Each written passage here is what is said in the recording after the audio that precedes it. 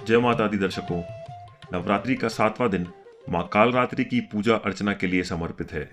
ये माँ दुर्गा का रौद्र रूप है जिनका वर्ण काला है, इसलिए इन्हें माँ काली या कालिका के नाम से भी जाना जाता है।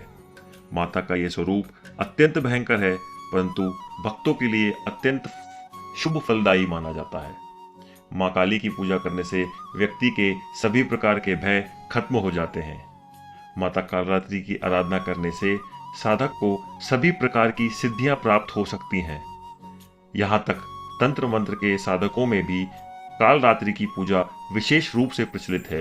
यही कारण है कि माँ कालरात्रि की पूजा मध्य रात्रि में करने से उन्हें सिद्धि प्राप्त होती है, या इसे निशा काल भी कहते हैं, जो कि रात का समय होता है। साथ ही ये भी माना गया है कि माँ कालरात्रि की पूजा करने से अकाल मृत्यु के भय से मुक्ति मिलती है। माँ कालरात्रि दुष्टों का विनाश करके हमारे सभी भय को खत्म कर देती हैं, इसलिए इसे हिंदू धर्म में वीरता और साहस का प्रतीक माना जाता है। पौराणिक कथा के अनुसार एक बार शुंभ निशुंभ नामक राक्षसों ने तीनों लोकों में आतंक मचा रखा था।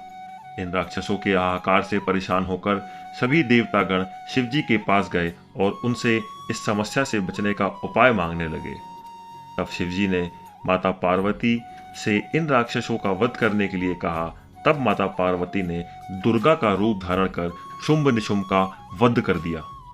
लेकिन शुंभ निशुंभ का वध होने के बाद रक्त बीज को उनका बदला लेने का जोश हुआ और उसका बदला लेने के लिए रक्त बीज ने तीनों लोकों में फिर से हाहाकार मचा दी। रक्त बीज को आशीर्वाद था कि उसका रक्त जब जब धरती पर गिरेगा और अनेक रक्त बीज उत्पन्न हो जाएंगे। ये एक दुविधा थी और इस दानव को मारने के लिए सभी ने कई कयास करे, परंतु अनेकों रक्त बीज पैदा होते चले गए। ऐसे में दुर्गा ने अपने तेज से देवी कालरात्रि को उत्पन्न किया।